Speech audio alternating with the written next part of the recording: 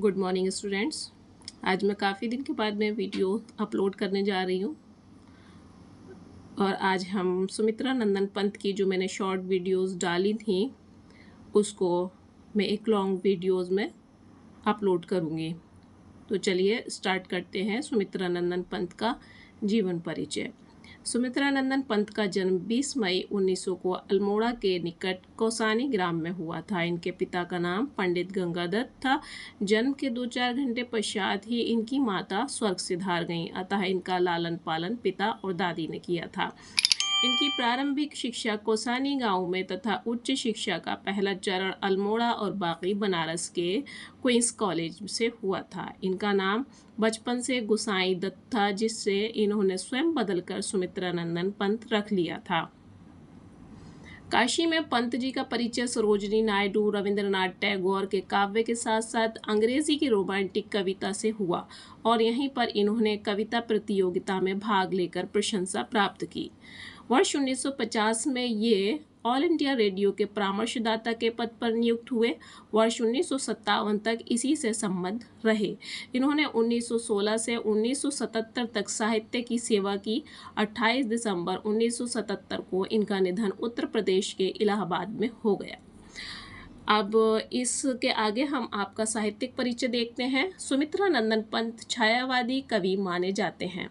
7 वर्ष की अल्पायु से ही इन्होंने कविता लिखना प्रारंभ कर दिया था। वर्ष 1916 में इन्होंने गिरजे का घंटा नामक रचना लिखी। वर्ष 1920 में इनकी रचनाएं उच्छ्वास और ग्रंथि में प्रकाशित हुईं। इसके उपरांत वर्ष 1927 में इनके वीणा और पल्लव नामक 2 काव्य संग्रह प्रकाशित हुए।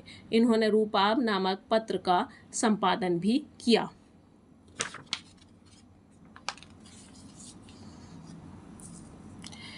इन्हें कला और बूढ़ा चांद पर साहित्य अकादमी पुरस्कार, लोकायतन पर सोवियत भूमि पुरस्कार और चिदम्बरा पर ज्ञानपीठ पुरस्कार मिला।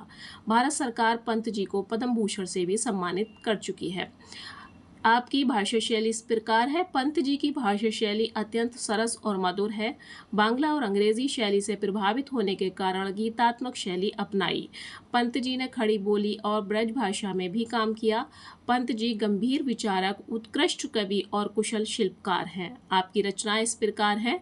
काव्य में वीणा, ग्रंथि, पल्लव, गुंजन, स्वर्ण, किरण, युगांत, युगवाड़ी, लोकायतन, चिदम्बरा है। नाटक रजत रश्मि, शिल्पी ज्योत्सना है। उपन्यास हार और अन्य में आता है कि पल्लवनी, अतिमा, युगपथ, रीता, उत्तरा, कला और बूढ़ा चांद, शिल्पी, स्वर्ण धूल आदि आपकी रचनाएं इस प्रकार हैं और काफ़ी हैं आपकी रचनाएं।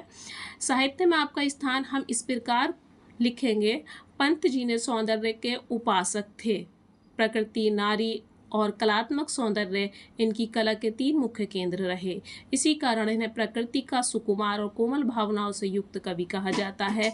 छायावादी कवियों में आपका विशिष्ट स्थान है। तो इस प्रकार हमने आज सुमित्रा नंदन पंत का साहित्यिक परिचय, जीवन परिचय, आपकी भाषा शैली और रचनाओं पर प्रकाश डाला है। उम्मीद है कि आपको ये एक बार में पूरी डिटेल समझ में आई होगी और उम्मीद करती हूँ कि यदि आपकी समझ में आए और आपको अच्छा लगे मेरा वीडियो तो उसे लाइक, शेयर और सब्सक्राइब करना ना भूलें। तब तक के लिए गुड लक, गुड बाय। अगली वीडियोज़ में फिर से मिलते हैं।